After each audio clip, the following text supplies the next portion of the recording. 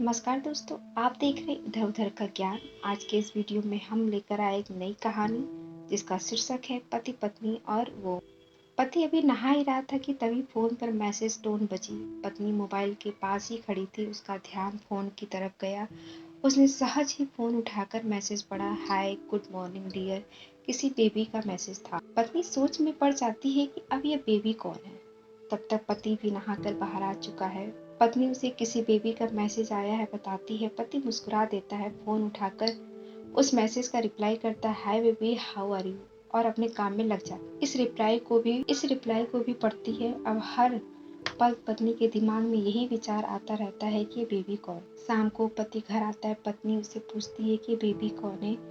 पति जवाब में सिर्फ मुस्कुरा देता है और फिर अपने काम में लग जाता है। 2-3 दिन बीत जाते हैं। उन विचारों ने अभी तक पत्नी का पीछा नहीं छोड़ा और फिर से पति के मोबाइल पर किसी एक बार बेबी का मैसेज आता है, आज तो मिलोगे कि नहीं, तुम्हारी बहुत याद आ रही है। इस मैसेज ने आग में घी का काम किया। पत्नी का शक और भी ज्यादा पक्का हो गया। बीच बीच में ऐसे मैसेजेस का आदान प्रदान होता रहता और पत्नी के मन में शक की जड़ें और भी गहरी होती गई। पति से पूछने पर भी जवाब में सिर्फ मुस्कुराहट के सिवा और कुछ नहीं कहता। ये शक गुस्सा बनकर तब ज्वालामुखी की तरफ फट पड़ता है जब एक दिन उसे अपने पति की जेब से सिनेमा की 2 टिकट मिलती है। पत्नी अपने पति से बहुत झगड़ती है। पति उसे समझाने की कोशिश करता है लेकिन वो कोई भी बात सुनने को तैयार नहीं। पति को भी उस पर गुस्सा आता है और यह झगड़ा और भी ज्यादा बढ़ जाता है। गुस्से में पति घर से बाहर निकल जाता है। पत्नी का गुस्सा पति से कई गुना ज्यादा है।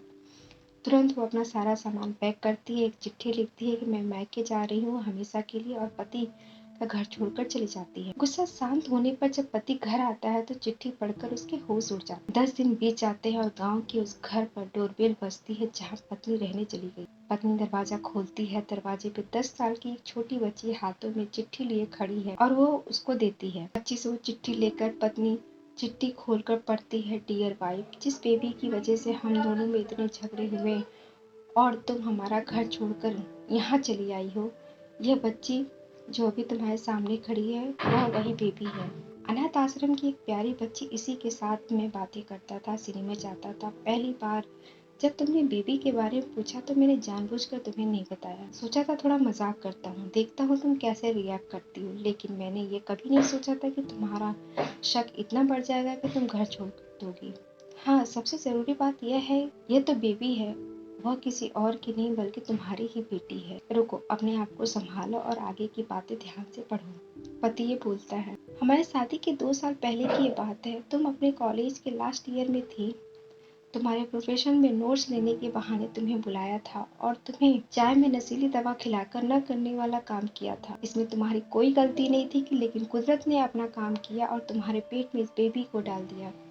काफी प्रयास करने पर भी अबॉर्शन नहीं हुआ तो तुम्हारे घर वालों ने समाज के डर से तुम्हें 6 महीने तक घर में ही रखा। तुम्हारे पिताजी खुद एक डॉक्टर हैं, इसलिए यह बिन मांगा बच्चा बड़ी आसानी से बिना किसी को कानो कान खबर हुए इस दुनिया में आया। भविष्य में तुम्हारी शादीशुदा जिंदगी में कोई प्रॉब्लम न हो, इसलिए तुम्हारे पिता ने इस बच्ची को गाँव के एक अनाथ आश्रम में छोड़ दिया। यह बच्ची मतलब ये बेबी जो तुम्हारे सामने खड़ी है। अगर अभी भी विश्वास नहीं हो रहा है तो इस बच्ची के गाल का वह तिल देख लो जो शायद तुमने उसे आखिरी बार रोते हुए देखा होगा, या फिर अपने पिताजी से पूछ लो। पत्नी जल्दी से उस बच्ची के पास जाती है, उसके गालों का तिल देखती है। उसका मन भर आता है, उसकी आंखों में आंसू आ जाते हैं, लेकिन अभी भी चिट्ठी बाकी है इसलिए वो आगे पढ़ती। मुझे पता है अभी भी तुम्हारे मन में ये सवाल उठ रहा होगा कि यह सब मुझे कैसे पता। तुम्हें बता दूं कि ये सब तुम्हारे खुद के पिता ने अपने मन में उठ रहे पश्चाताप को शांत करने के लिए शादी के 1 महीने पहले मुझसे मिलकर सारी बात बताई थी। उन्होंने ये भी कहा था कि अगर मैं चाहूँ तो शादी से इनकार कर सकता हूँ। मैंने तो स्वीकार किया क्योंकि इस पूरी घटना में तुम्हारी कोई भी गलती नहीं थी और हमारी शादी हो गई। तुमने मुझे बहुत प्यार दिया, लेकिन तुम्हारे पिता से बेबी के बारे में जानने के बाद मैं उसे मिले बिना नहीं रह पाया। मैं बीच बीच में उससे मिलता था, उससे मिलना, उसके साथ समय बिताना मुझे अच्छा लगता था। कितनी प्यारी बच्ची है, बिना किसी गलती के क्यों सजा भुगते। बस इसलिए मैं उसे थोड़ी सी खुशी देने की कोशिश करता था। बस मुझे इतना ही कहना था। अब अगर तुम फिर से अपने घर आकर मेरे साथ रहना चाहो तभी मैं गैलरी में आ जाओ, तुम्हारा और तुम्हारा सिर्फ डियर पति। बिना एक क्षण की भी देरी की पत्नी दौड़ कर गैलरी में पहुंची और रास्ते पर उसका पति खड़ा था। दोस्तों, कारण कुछ भी हो, अपने दोनों के बीच में कभी भी सबको थोड़ी सी भी जगह मत दो, क्योंकि दुनिया में हर बीमारी का इलाज है, लेकिन शक का कोई इलाज नहीं है। मन साफ रखो, जो भी मन में आए एक दूसरे को जरूर बताएं। दोस्तों, आपको हमारी ये नई कहानी पति पत्नी और वो कैसी लगी, हमें कमेंट बॉक्स में कमेंट करके जरूर बताएं।